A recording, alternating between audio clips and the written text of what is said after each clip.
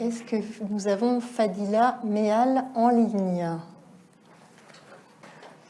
Bonjour Fadila Mehal. Alors je vais commencer par vous présenter rapidement. Vous êtes présidente d'honneur et fondatrice des Mariannes de la diversité.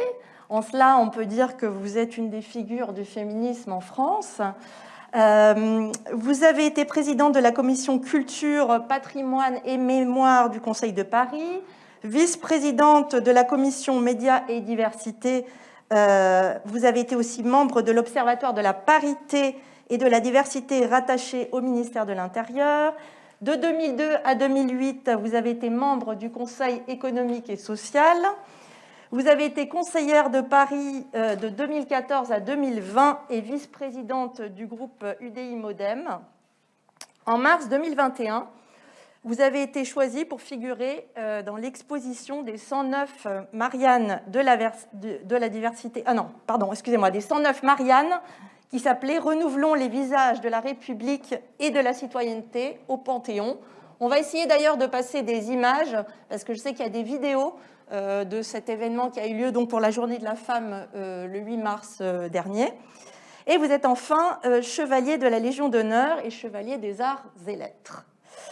Alors, pour commencer, la première question, c'est pourquoi avoir répondu présente à cette invitation aujourd'hui ?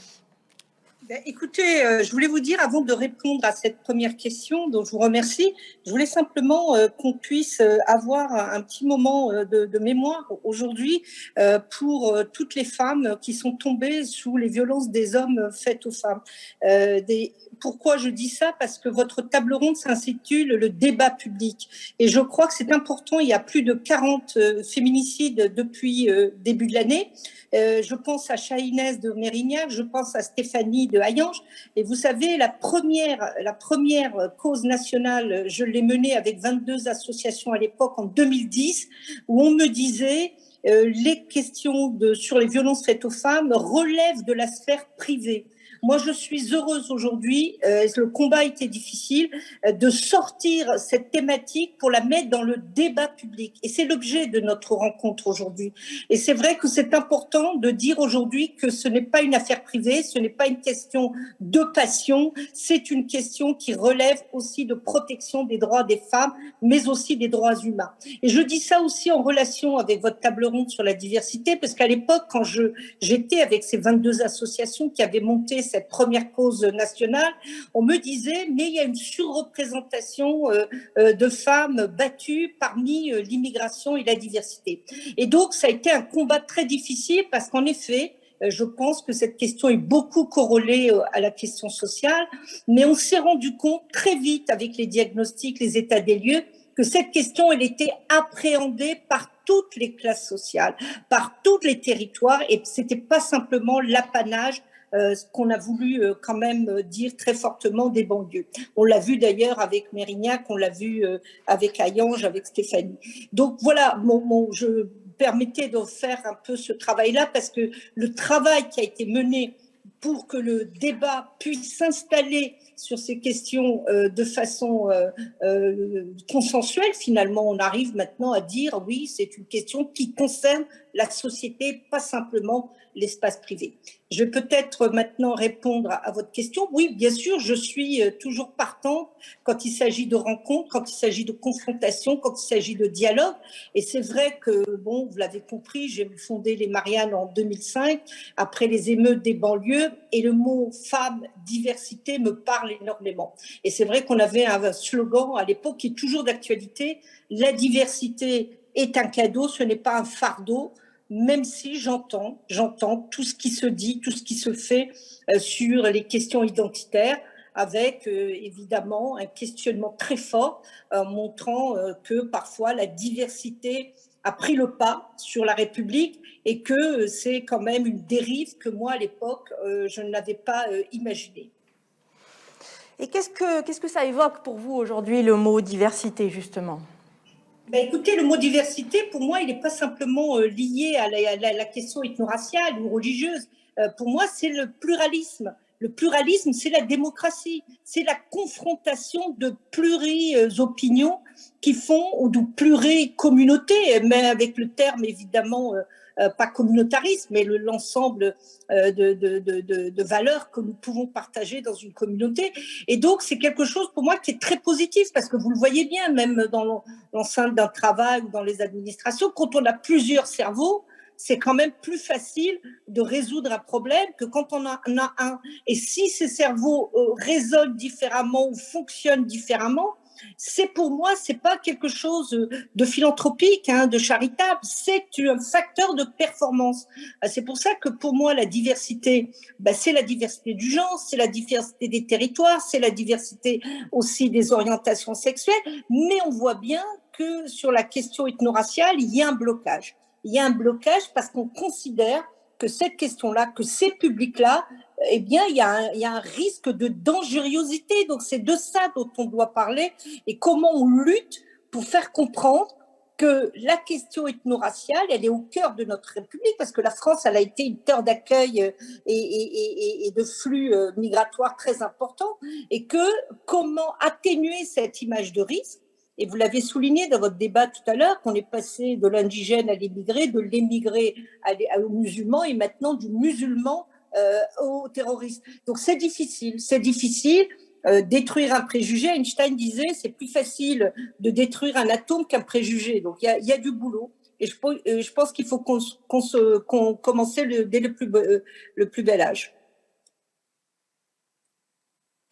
Associatif, professionnel, parlez-nous des initiatives qui ont permis de faire bouger les lignes en matière de reconnaissance de la diversité française. Eh bien, écoutez, à partir du moment où on a compris que c'était un facteur de performance, et je crois que ça, les anglo-saxons l'ont compris, la France, elle a été plutôt sur une mesure, je dirais, un peu d'ordre compassionnel. Il faut aider la diversité parce qu'ils sont différents, et donc, d'une certaine façon, ils ont des handicaps, il faut les assumer. Moi, je suis toujours partie du principe qu'il n'y avait pas de handicap a priori, c'était des façons de fonctionner, des façons d'être différentes, des pratiques aussi parfois culturelles différentes, et qu'elles pouvaient apporter un surplus. Et c'est ça, moi, sur lesquels j'essaie de fonder mon travail, c'est en quoi la diversité peut enrichir la République. C'est pas le fait qu'on soit de diversité et qu'on demande plus de droits ou plus d'attention, c'est avoir un principe d'égalité pour tous, c'est-à-dire qu'on ne soit pas victime, et ça, j'attends vraiment de façon très, très importante les résultats autour de la lutte contre les discriminations. C'est plutôt ça qu'il faut faire. Après, on parle de la positive action, vous parliez de quotas, mais en vérité, les quotas ont toujours existé. Toute la politique de l'administration française, vous savez que j'ai été longtemps directrice dans un grand, je dirais, un établissement public, donc le FAS, l'agence de cohésion sociale, le commissariat à l'égalité. Donc j'ai été directrice dans ces établissements, et je peux vous dire que la politique de la ville, ce n'est que des quotas, c'est-à-dire donner plus à ceux qui en ont moins, et à partir de critères qui soient des critères de rémunération, qui soient des critères de pauvreté. Ce qu'on ne tolère pas, c'est que les critères soient ethniques et raciaux. Et je le comprends, parce qu'à quel moment peut-on être considéré comme un descendant de l'immigration? À quel moment on peut considérer que ce critère, il vous donne plus de droits? C'est une vraie question, et je crois que nous avons une vision universaliste et que c'est difficile d'admettre qu'une population qui est en devenir, parce que jusqu'à quand resterons-nous des personnes issues d'eux, eh bien c'est difficile de quantifier. Alors que pour les femmes, le genre, en général, il ne change pas. Pour les seuils de pauvreté, on peut les calculer. Donc voilà, c'est un débat très important. Si on n'a pas cet accès justement à ces statistiques, comment est-ce qu'on peut mesurer les avancées? Écoutez, il y a eu, vous savez, beaucoup de gens travaillent sur l'empirisme. Prenez un conseil municipal, par exemple, où j'étais à Paris, et puis vous voyez les patronymes, et vous faites vous-même les déductions parce qu'on a beaucoup parlé de la présence plus importante des élus issus de la diversité dans les enceintes de municipaux. Alors, je voudrais reprendre quelqu'un qui disait, oui, mais maintenant, vous avez vu, on a des adjoints ou des conseillers municipaux plus aguerris et plus performants. Moi, je ne crois pas, parce que j'ai vécu la dernière mandature. Je peux vous assurer qu'il y avait des gens de très, très grande qualité issus de cette diversité. Mais en même temps, je pense que c'est quelque chose qui se voit. Vous regardez l'Assemblée nationale, vous voyez, avant l'avènement d'ailleurs de l'ère Macron, c'était quand même un véritable crève-cœur qui avait que, sauf évidemment les élus de l'outre-mer qui venaient colorier un peu l'Assemblée nationale. Donc, je pense de façon empirique, vous rentrez dans une pièce d'un conseil d'administration. Vous savez, j'étais de ceux qui ont invité Copé et Zimmermann à l'époque, il y a 10 ans maintenant, dans un colloque que j'avais organisé à l'Assemblée nationale pour dire il faut plus de femmes dans les COMEX, dans les comités de direction. Et c'est à partir de là d'ailleurs qu'est née la loi qui a donné suite au fait qu'on voulait 40% de femmes. Eh bien, vous vous rappelez qu'à l'époque, vous n'y étiez peut-être pas encore, mais on me disait, mais il n'y en a pas. Où allons-nous les trouver? Elles n'existent pas, ces femmes, dans l'exécutif. Et en réalité, c'est parce qu'ils n'ont pas trop bien cherché. Elles ont existé, elles existent, et on le voit bien, c'est encore difficile, c'est encore... Et vous savez, quand j'ai monté ce colloque pour sensibiliser Copé et Zimmermann, on m'avait dit, oui, mais enfin, c'est encore une démarche très élitiste, vous allez chercher les dirigeants du CAC 40, oui, mais nous, ce qu'on veut, c'est plutôt des actions d'insertion plus terre à terre. En réalité, vous savez bien, et c'est le dicton qui le dit, le poisson pourrit par la tête. Et donc, c'est à travers la tête des managements et les directions qu'on peut aussi insuffler une offensive plus égalitaire. Alors, les Mariannes de la diversité, vous les avez fondées en 2005, suite aux émeutes qu'il y a eu dans les banlieues. Aujourd'hui, vous avez 15 ans de recul. Qu'est-ce que vous constatez en termes d'évolution?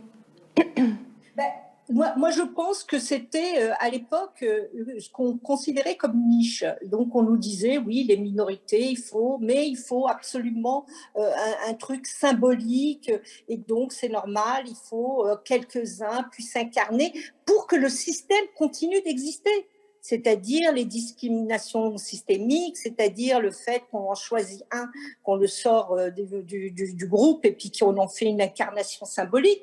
Et puis, je pense que cette politique a changé maintenant. On est plus dans une réflexion de masse, c'est-à-dire qu'on essaye, par exemple sur la politique, c'est un exemple frappant. On partait du principe qu'il fallait absolument de la diversité et donc on prenait des femmes issues finalement de la société civile et puis il y avait un turnover puisque de toute façon c'était pour colorer un peu les listes.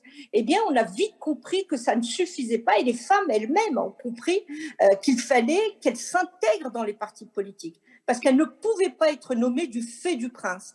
À partir d'une décision d'un homme. Aujourd'hui, beaucoup sont dans les partis politiques, beaucoup influent dans les instances de ces partis, et donc elles ont une légitimité qui va bien au-delà du symbole et qui, d'une certaine façon, se massifie.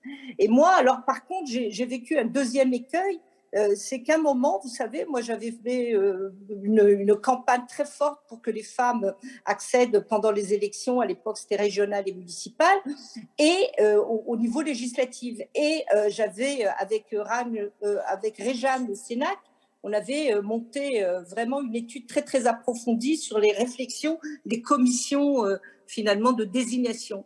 Et moi, j'ai un député qui m'a dit textuellement, je vais prendre une femme et de la diversité parce que je ne vais pas me faire harakiri 2 fois. Et comme disait tout à l'heure votre animatrice, et si elle avait été handicapée, ça aurait été encore mieux.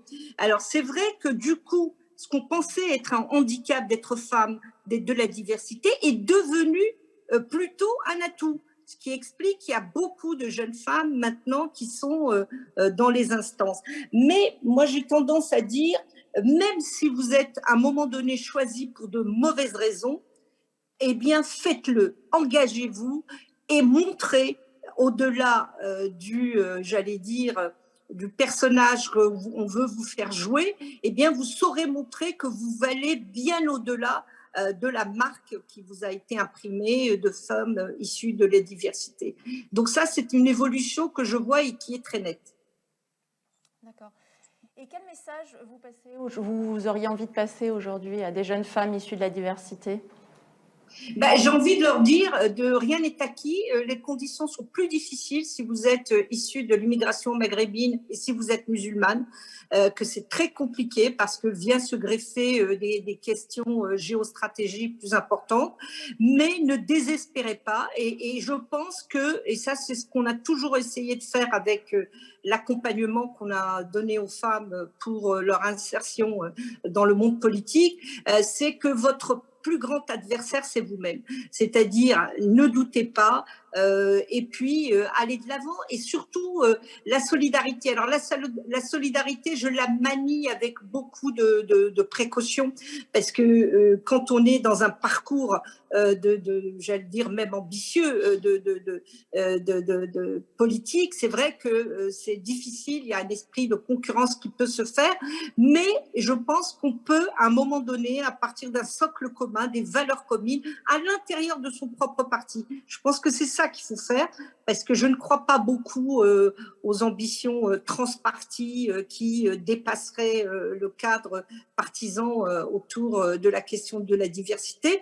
Mais je pense que le principal obstacle, c'est vous-même, c'est-à-dire arrêtez de douter, parce que les embûches sont nombreuses. On va tout faire pour vous décourager, mais c'est le parcours des femmes, à la fois parce que les réunions se font tard le soir et que vous avez des enfants, parce que il n'y a pas la mobilité que vous auriez souhaité, mais c'est la loi du genre, et donc ça, c'est important.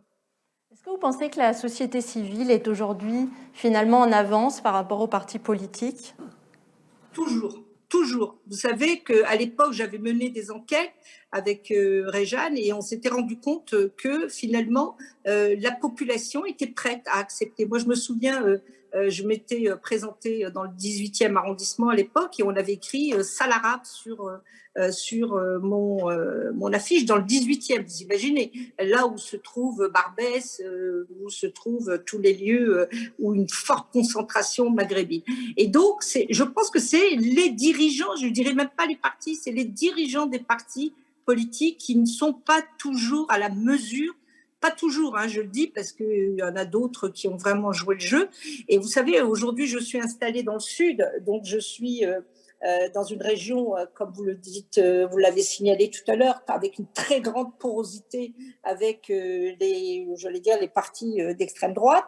Et je peux vous assurer qu'en effet, je suis étonnée de voir que parfois, dans cette région, mais dans d'autres, le parti de Marine Le Pen, il fait montre d'une plus grande audace par rapport à ces questions, mais peut-être en contre-pied des critiques qui pourraient lui être faites, c'est possible. Et donc, du coup, on a quand même un débat qu'on doit mener de façon très, très franche pour lutter contre le racisme. C'est la question de l'immigration. Moi, je la regarde bien en face. Vous savez, je suis d'une génération, mes parents sont arrivés dans les années 50, donc avec un enracinement maintenant qui devient un peu plus séculaire. Et je peux vous dire que la France de 50 a complètement changé et le regard qui est porté sur l'immigration est complètement différent. Justement, vous parliez de l'importance du Rassemblement national dans le sud de la France et les régionales approchent à grands pas. Est-ce que les autres partis, et vous, de quelle manière vous vous engagez, ou est-ce que Moi, je suis toujours engagée. Moi, je suis toujours engagée pour La République En Marche. Alors, c'est vrai qu'on a fait le choix de se rassembler autour donc de Muselier, d'Arnaud Muselier, de Renaud Muselier, et donc Sophie Cluzel a fait vraiment un grand geste presque d'intérêt général en se retirant. Mais le Front républicain, il a du mal. Hein, il a du mal. Hein. Maintenant, vous voyez bien hein, qu'au niveau, moi qui étais longtemps un soutien de Jacques Chirac, parce que j'avais détesté tout ce qu'il avait dit sur les odeurs, et voilà, mais que j'avais beaucoup aimé quand il avait pris position contre le Front National de façon irrévocable, et son attachement, j'allais dire, aux cultures, à l'interculturel finalement, eh bien, il avait une ligne qui était vraiment très stricte. Et même Sarkozy, ils ont toujours été très clairs sur le sujet, ce qui n'est plus le cas aujourd'hui dans le parti de droite. Et c'est vrai que j'apprécie beaucoup mon ancienne collègue Samia Abada qui faisait référence à cette difficulté au sein de son parti. Moi, je pense qu'il faut tenir la ligne aujourd'hui parce que la perméabilité est très, très, très forte aujourd'hui, et peut-être que dans notre région, enfin je parle de PACA, le Front National est aux portes du pouvoir. Hein. Juste peut-être une dernière question. Que pensez-vous de ces initiatives de faire rentrer davantage encore la société civile en politique pour justement faire avancer encore plus le débat ? Mais moi, j'ai toujours été partisane de ça. J'ai toujours pensé que c'était la société civile qui était aux avant-postes du débat démocratique, parce que c'est eux qui ont le pouls de la population.